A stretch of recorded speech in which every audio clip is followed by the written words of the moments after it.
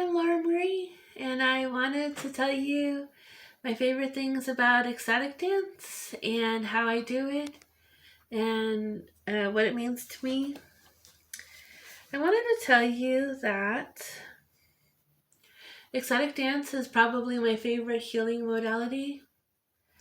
I really like the embodiment as healing, and I really like ecstatic experiences. When I was a kid, ecstatic experiences were the main way that I had contact with the sacred and experienced God. So, my whole life, ever since I remember, I've been having ecstatic experiences that are very meaningful to me. And in the past, I did yoga. I like to walk in nature, like especially feeling the elements. I really like riding trike, which I started doing about a year ago. I also like sexuality and the pleasure of that as embodied healing, and spending time in the sun to feel the sun on my skin is a great pleasure. But when I started doing Qigong, that was very important to me because feeling the energy move in my body was really special to me. And it felt like I was doing with my body exactly what I was supposed to. So it was healing something in me to do that. But ecstatic dance does all those things for me, but even more because it feels it has a lot of freedom to it. And I feel like I'm just myself while I'm doing it. And I love how it's inward and just for me. So when I was a young person, dance had a lot of baggage with it. It had a lot attached to it that was really uncomfortable to me. I didn't like being perceived. I didn't like dressing up and trying to make myself look attractive for other people. I didn't like the body shame that I felt with dancing because I felt like my body, no matter what I did, was never going to be good enough. I also didn't like trying to be sexually desirable in a standard way that culture told me was valuable. And I also didn't like places where people danced as staging grounds for potential partnering. And the way that a school dance or another dancing environment was, here I am portraying myself as like a sexual object who's physically appealing in hopes that somebody will like me and want to partner with me in a way that felt like very painful because it was always associated with rejection and not being good enough and failure, and all that being wrapped up in how I was being perceived as I danced. And so ecstatic dance was really important to me because it's a way to disconnect all of that like extra like painful like self-packaging, self-presenting stuff from body movement. So it's a way to access like body movement without all of the yucky connotations that got stuck to it somehow. Because ecstatic dance has nothing to do with like how you look, it has everything to do with how you feel. And yeah, I think I mentioned it's very inward. It's inward facing. So even if I'm ecstatic dancing in a group of people and being social with them in a way that's not languagey, um, it's always for me. It's always like for my healing, for my benefit, to feel myself as a body, to feel myself in my body, to feel how the different parts of my body uh, are responding to the movement that I'm doing. So I can feel like, how are my shoulders doing today? How is my neck feeling today? How are my legs feeling today? It's where I'm like actually like my consciousness is filling my entire body instead of just like sticking up in my head, or even up in my head and then maybe into like a little bit of my torso. So it feels really good to feel my entire self and my entire body and give myself permission to actually inhabit my body and feel the sensations of my body. because the way I was, the way I was raised in a like a repressive Christian family, I was supposed to not have access to my body, not feel my body or trust my body. I was supposed to pretend I was ahead and not enjoy the pleasure of embodiment. So, like, it's really healing for me to actually trust my body to move and trust my body to feel the feelings of the joy of the movement. So that heals like all that repression and the guilt and the shame that was put on me. It's also healing to the fat shaming that was done to me because I feel like being a fat person almost, pretty much all my life. And when I was a child, I was harmed in relation to my fatness. And then I do all these things now as an adult to try to like reclaim my love of my body that was destroyed when I was a kid. And ecstatic dance is a really great way to love my entire body, even the fatness of it and the things that culture tells me are wrong about it. It's also a way for me to access my personal power. So when I can ecstatic dance and it's about my well-being and feeling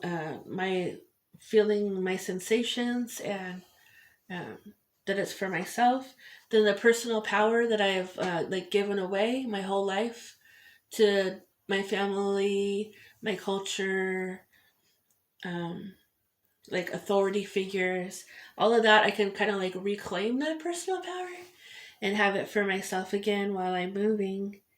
And it also helps me heal trauma. So the bodily harms that I hold in my body from the violences that I have endured, I can heal that. I can work on healing that trauma by staying in my body for that, half hour or hour or however long I'm dancing. To actually stay in my body and not dissociate, not going elsewhere and taking a break from embodiment, but just trusting myself that I'm safe and I could stay in my body is really valuable to me. Also, yeah, it's a way to kind of reprogram myself so that I could, all that the shame and the trauma and the pain, I can reprogram myself that it's okay to do what I'm doing. Like feeling my body's okay, having pleasure is okay, movement is okay, and even being perceived. Because even though the dancing is inner, I know that people can see me, and then that being okay that they see me is healing. It also heals some gender pain that I have because I feel like a lot of the shame that I carry around my body and my fatness is pertaining to my gender because of how I was taught that I did not own my own body. My body existed to please men and boys who were around me. So then when I can ecstatic dance and it's for me and it's not to look good for someone else or attract someone else, then I can heal the gender related pain that I have. I do not exist to please another person with how I look or how I move. I exist for my own self. I exist for me. And that's like a really huge thing for me to learn. That I own myself or I belong to myself. I have the power over myself and I can control my own body. I also learned through ecstatic dance about movement because I spent so long like trying to just be ahead. I didn't learn a lot of things about like how my joints work, how my muscles feel, what my feet can do, like how my arms can move. It's fun to like experiment with that movement during the time that I'm dancing. Also, since I'm a writer, I spend a lot of time doing fine motor tasks with writing.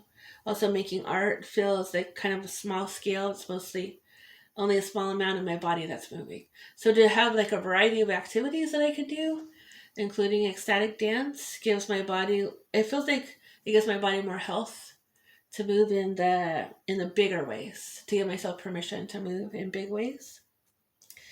So, other ways that it's important to me are that It feels very spiritual to me. It's a way of experiencing God. I'm experiencing God through pleasure and experiencing God through my own body, um, which is really important to me to have like a DIY spirituality where it's not someone else telling me like how to experience God or how to access the religiousness, that I can listen to my own self and trust my own self for that. Also, it feels like a form of meditation.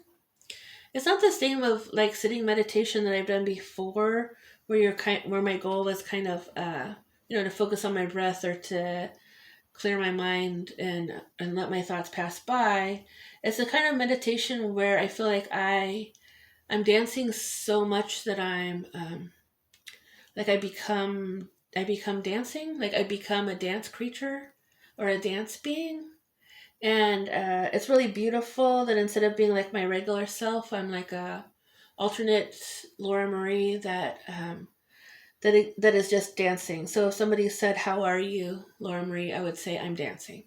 Like that's dancing is how I am and what I'm doing and what I am while I'm doing it, and that's really important to me because I really need breaks from being like my regular self, and I feel like I could experience my body's deeply held knowledge while I'm dancing. So I'm not only like moving, I'm not only moving, like, I'm not only moving in the moment, this body that's here, but all the stuff that's kind of like stuck in my body, like the pain stuff, but even everyday experiences can kind of move through, like it, so that anything that's like kind of like hurting me or like gnawing at me can kind of like get the freedom to like keep going inside of me and do what it needs to do to pass through. And to me that sounds kind of like chi. Like I don't want my chi to be like blocked in one place. I want it to be free and moving.